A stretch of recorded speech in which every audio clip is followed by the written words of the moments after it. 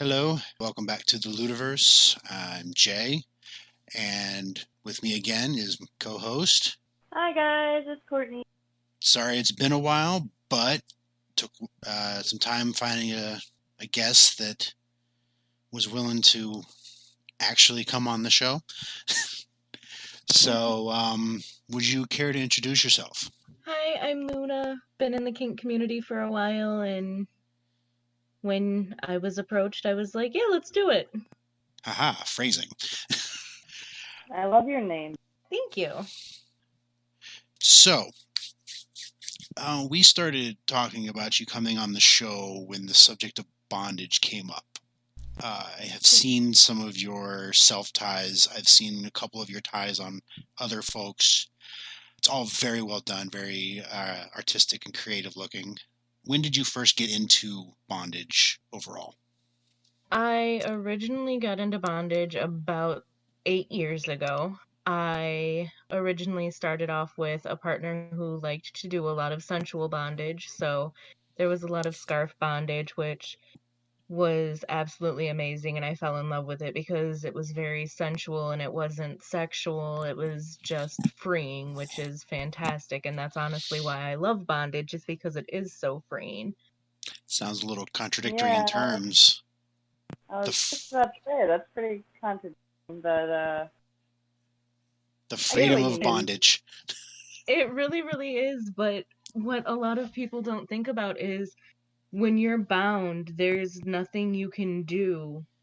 All of the thoughts in your head, they tend to go silent, because even if you think about them in that moment, there's nothing you can do about it because you're bound. You're stuck. So it's freeing for your mind. It's binding your body to free your mind, which I absolutely love. I can see that. That's an interesting way of looking at it. That's why I love this show. Always learning new things.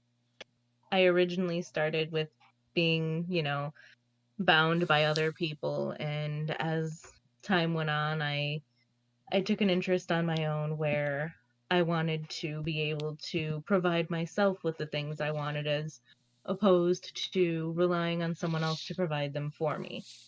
When I started doing a lot of self-ties, I had a lot of friends who were immediately like, oh my gosh, you should tie me up. And I'm just like, okay, that's not really my role usually, but sure, why not? I went from self-ties to tying friends and friends' girlfriends, and it got to the point to where I've learned so much about other people and how they like to be bound as well as how I like to be bound. One of the things that I try to make sure I always have with me is scissors, because you never know when something may get too snug or someone needs a quick release. And I would rather have scissors to give someone that quick release rather than have someone, not be able to handle it. And that's another reason why safe words are so important, and talking about comfort zones beforehand is also a really important thing to do. Communication. It comes up again. Communication is very, very important, especially in any sort of kink dynamic, whether it's, a BDSM relationship or just, BDSM play, bondage, etc. Bondage especially, you really, really need to make sure that there's a lot of communication. And even if, say, you have someone gagged while they're tied up, you need to make sure that you have hand signals and things like that that let you know when they've had enough or they need a break.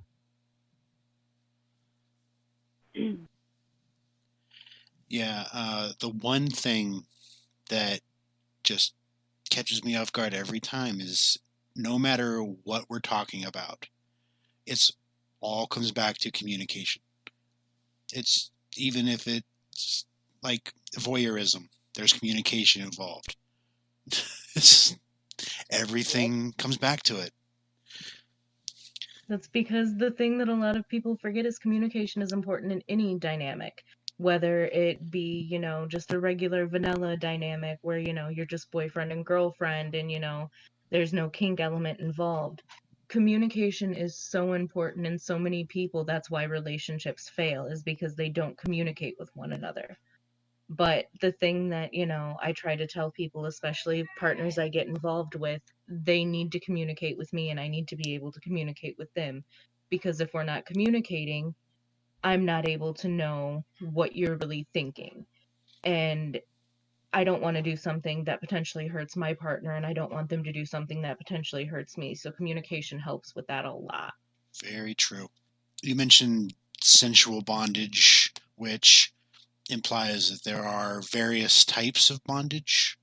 Would you care to cover a few of those that you know of? There actually are. Sensual bondage tends to be um, very soft and sensual, as opposed to rope bondage, which can vary from shibari, which is very artistic type bondage, or, sometimes the rope is just, tight and snug and a little bit rougher, which it really just depends on your partner and what you enjoy and what they enjoy. And in my case, I find that I like both the soft sort of rope and, the soft sensual scarf play, as well as, the really rough, like, rope that you would use for, say, towing boats. It's amazing to know that there are so many different rope textures and qualities out there. Silk rope is actually lovely. It feels amazing, but it's only good for shibari, as opposed to actually, immobilizing your partner, because it does get warm very quickly and it can burn very quickly. That's interesting. Like what types of rope are there that are used in this bondage? It really varies. You have rope bondage, you have bondage with, cuffs and that sort of thing. You have leather cuffs, you have actual, like, metal handcuffs, hinged handcuffs. There are so many different things that you can use to bind somebody. Um, I was just Scarves about to work. ask. Yeah, scarves work great. The handkerchiefs even ironically work really well. Um, One of my favorite things that I recently learned can be kind of a fun little quick tie is just taking, the tie piece for a robe. If you're looking for something quick and need to improvise, that's a fun way to do it, and it's soft enough that typically it's not going to hurt the other person. I've used that before. It's one of those things a lot of people don't think about, but it's something that almost everyone has in their home, and it's just like, why not use it? Oh, it was just in one of those situations. We need a rope to look over. There's the robe tie. And we're like, yes, that. Exactly. Grab it. Exactly, it works really well. Another thing that I've seen people use for bondage is belts, ironically. Belts can be a little bit more temperamental to work with because it's hard to get them tight enough to where someone can't slip them super easy. I personally am one that belts don't work on because I tend to be pretty escape artist. I love to fight and struggle a little bit, as well as, enjoy the moment being tied up. But then I also like to, fight and try to escape, because it makes it more fun for my partner, as well as, making it another level of fun for me. So while I'm called, a rope bunny, so to speak, because I love bondage, I'm also a bit of a rigger because I have no problems with, tying other people up. But I'm also an escape artist. I love to fight, and that's one of the things that I find it takes the right kind of dom to deal with, because a lot of doms get very frustrated if they're trying to tie you up and you're trying to get out of it. It makes their job more difficult, and a lot of people can't handle that. But I'm a little bit bratty, so deal with it or Yeah, don't. exactly. That's as soon as you said that you try to escape, I was just like, ah, rat, got it. Absolutely. And I honestly, when I started out in this kink journey, I wasn't bratty. I was actually originally trained as a slave. So I was trained to just be obedient and be a good girl and, not speak up against things that I didn't like. And then as I grew in my kink, and got more comfortable with myself and what I liked and what I didn't like, I realized that, well, yes, I still have elements of that slave heart in me. I definitely am not an easy submissive to deal with, just because I'm not afraid to sass you or backtalk you or, tell you exactly what I feel. And it's not something that most doms can handle, because I'm very sassy and opinionated anyways. I'm submissive, but I'm never afraid to tell them how I feel in that situation. The good dom always asks. Exact had to have, a dom who was willing to teach me everything, and, even the bad. And while he absolutely hurt me and, ripped my heart apart, I thank him every day for the lessons he taught me, because if it hadn't been for him, I would have never realized that, there is good and bad, and you have to be willing to sort through the bad to find the good. Very wise words. They are indeed. They were words that I didn't originally know when I started on the journey, but I realize now that I've been in, this lifestyle for as long as I have been, that if they don't want you to communicate how you're feeling, they aren't worth your time. And that's one thing that I try to tell any new person on their journey of kink or BDSM is, if your partner is not willing to communicate with you, that is an immediate red flag, and you should immediately reject that, because that tells you that they aren't safe for you to play with. Your partner needs to be able to respect your boundaries and understand, where your boundaries are. And if they do get crossed, they need to understand that safe words are there for that reason.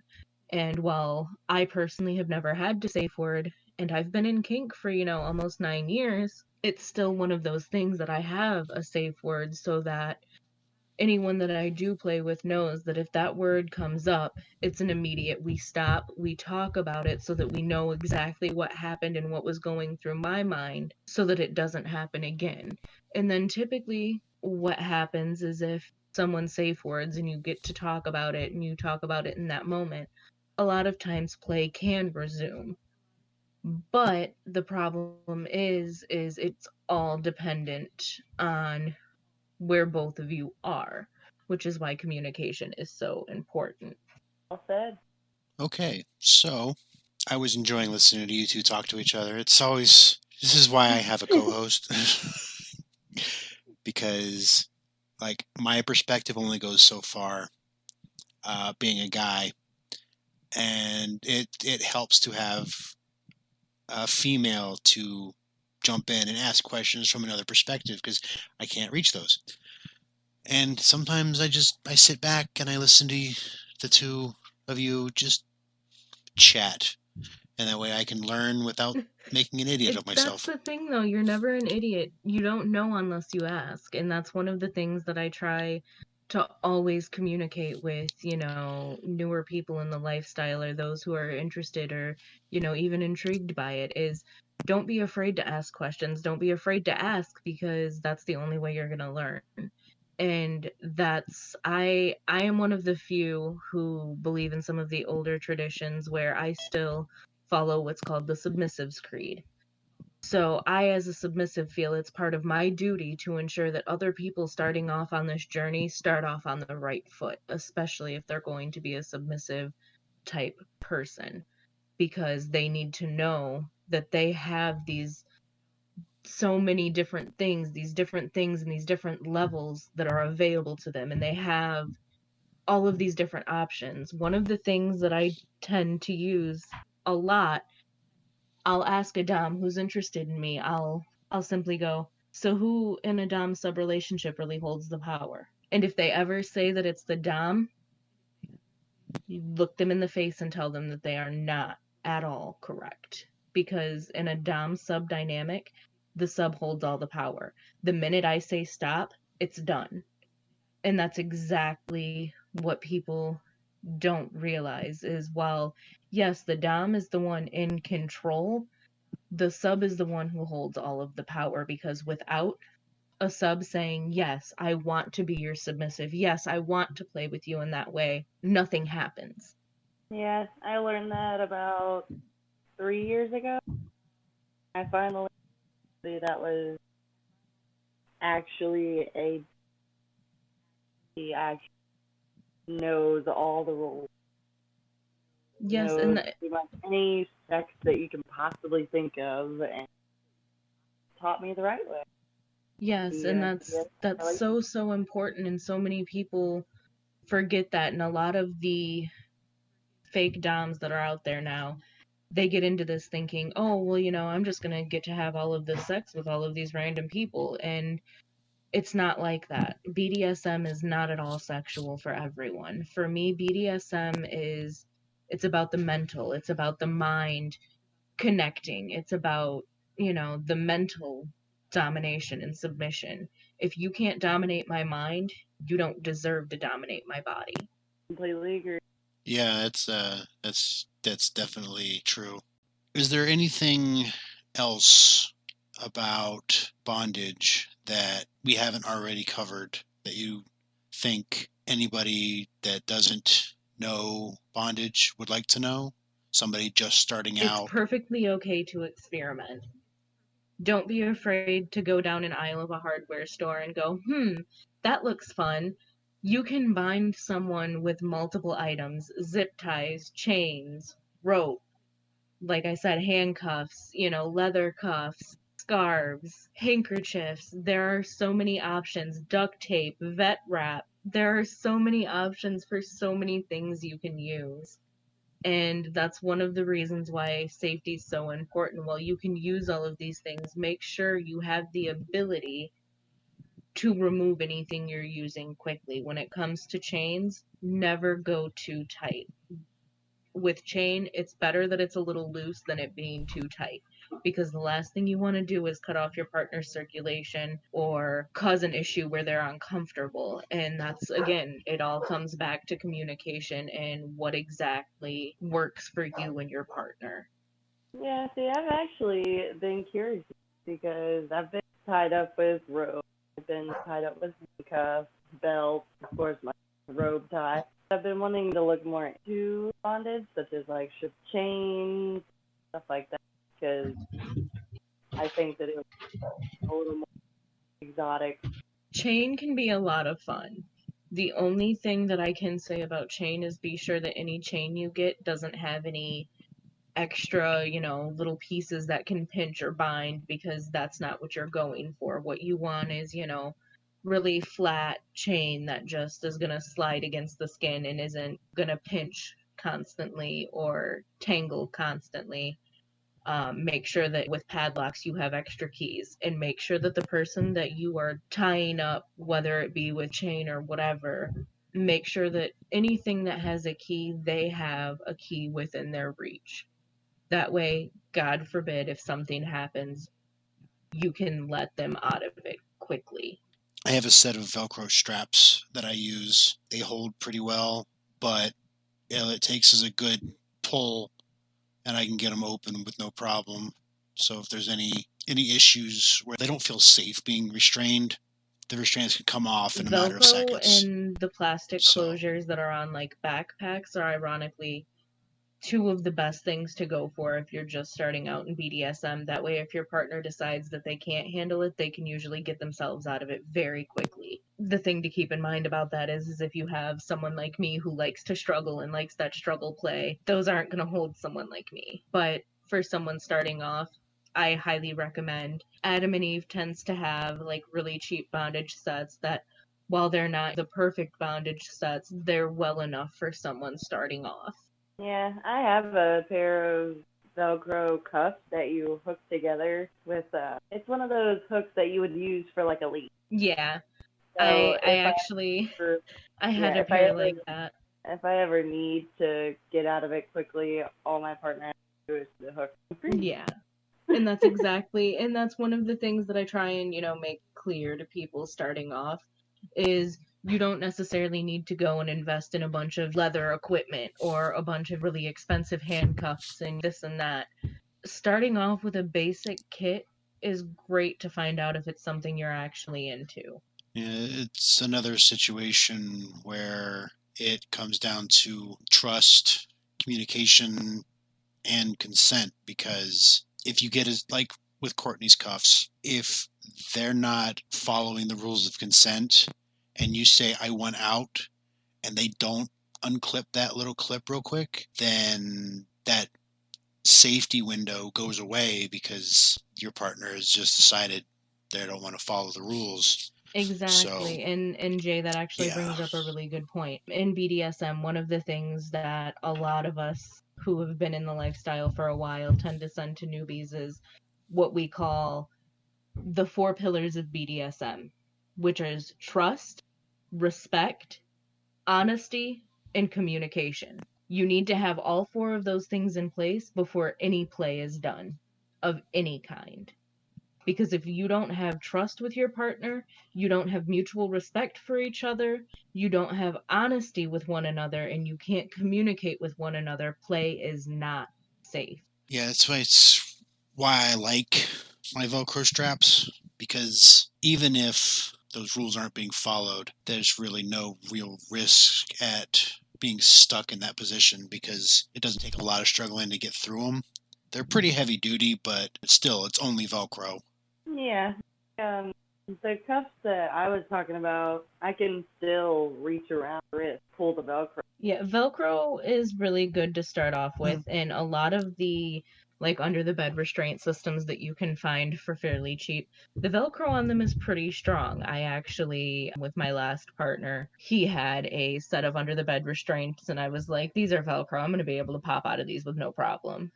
And actually, I was shocked to find that even someone like me who struggles as much as I do, who has broken many, many pairs of cheap cuffs, I didn't ever really break out of the set that he had, which made me really happy because it was like, cool, I get to do my struggling and not escape. That's fantastic. But most people starting off, you don't necessarily need that. And the one thing to always remember with BDSM, safe, sane, and consensual. No matter what type of play you're doing, no matter what the dynamic, it needs to be safe, it needs to be sane, and it needs to be consensual. And one of the things that I like to remind Doms of is even when your submissive does something wrong, when you're in a Dom sub dynamic, punishing them should never come from a place of anger. And if it does, you're not doing domination right. The Doms that I to, they're more or less like sadists, so they like the punishment of them. For me, punishment has always been sexual. Exactly, and again, that's where communication Anger. comes in.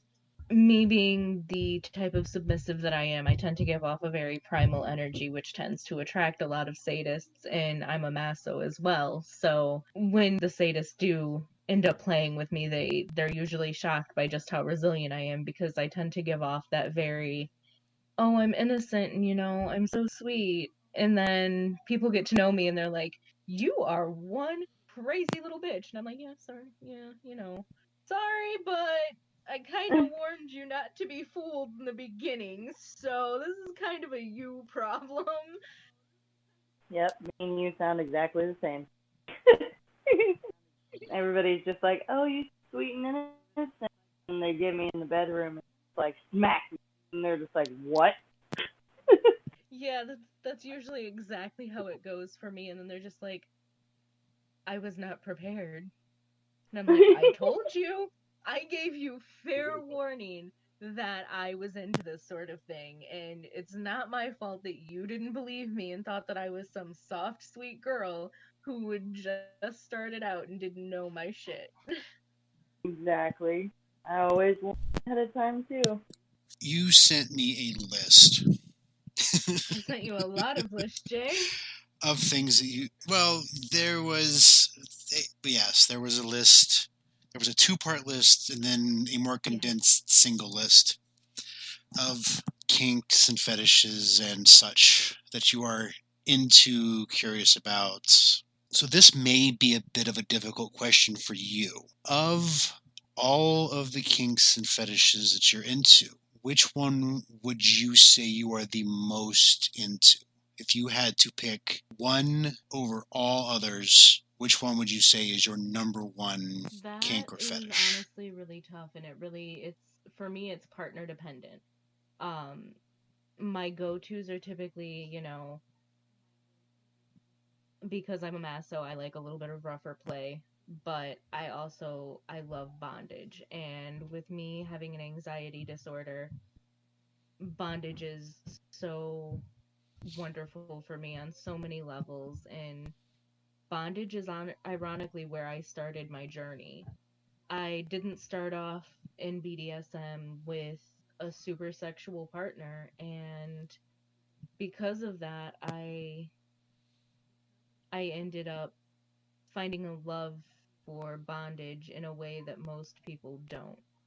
Because with it being strictly non sexual play for him and I, it was definitely one of those things that it gave me a deeper appreciation for it because it was strictly a mental thing. It was a deeper thing.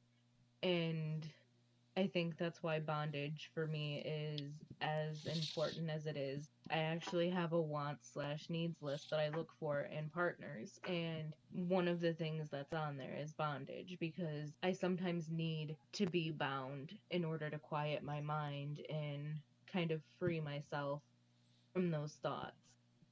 And that's part of why I got into self ties because sometimes you can't always expect a partner to be able to provide that for you. And it was something that I needed that the relationship I had been in at the time was lacking. And the other end of the spectrum, what would you say is, of all of the kinks that you know of, heard of, have tried, what is one that you would never be into? What would you say would be, it's like if somebody was like, well, let's try this. What would be your For me, hard there's a no? few things. My hard limits are any sort of blood, urine, feces, vomit, diapers. I'm not into needles. I work in the healthcare industry. I'm I'm not into needles. Um, Really, I'm for the most part I'm open, and even some of my hard limits with the right partner, I might be willing to try, given that it was something they were into and that trust and communication was there. But for now, my hard limits are pretty standard, and they're pretty much the limits that I've set for myself. And I always, before I get involved with anyone, whether it be relationship or just play, I always do my best to make my hard limits clear from the beginning because it's so important that you know the things that you're not comfortable doing so that you can share that with your partner. Do you have any more questions, Courtney, for our guest Luna? I don't have any questions at the moment. No, I think that we covered pretty much everything we have bondage. I think that we covered everything, really. Luna, do you have anything that you would like to plug? Do you have an OnlyFans or a Instagram or a I Pornhub? have an OnlyFans. I Some people have a do. couple of other things that I'm happy to send to you to add into the playlist. But typically my nickname for things like OnlyFans and the like is Autumn Shade. So if anyone was curious, by all means, that's the easiest way to find me. Well, I will be adding those links that you send to me to the show notes. So if anybody's looking for them, they'll be there. And I can speak from experience that the content is definitely worth looking at. I appreciate that, Jay. I do my best. Thank you for being on. It was lovely talking to you. And because of the extensive list that you sent me, we may have you back on the show at some point if Absolutely. that's okay with you. I'm happy that I was able to, help and provide some insight. I look forward to being able to be on the show again. I learned. I did not know things about bondage. Well, that's always my goal. My goal is always to help people learn and grow, especially on their kink community. I feel it's, it's one of the things that I prefer to do as a submissive, which a lot of people say makes me technically an alpha, but I don't look at myself that way because I don't think I'm better than any other submissive. I just think that I've been through a little bit more than some submissives, and I think that someone starting off needs a little extra guidance sometimes, so I'm always happy to provide that.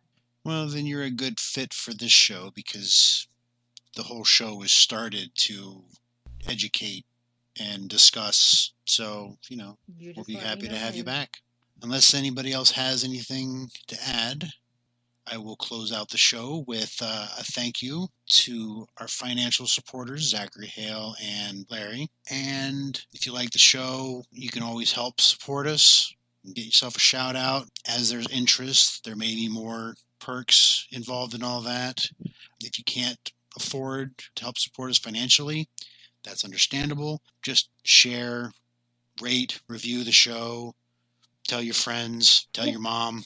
I told my mom, word of mouth helps. Check out our merch. That link's going to be in the show notes too. But until next time, keep communicating, keep each other safe, and just remember to have fun. Thank you for listening to the Ludiverse podcast. You can send comments and questions to us on Twitter at LudiverseP. If you like the show, please leave us a rating and review on your podcast app of choice.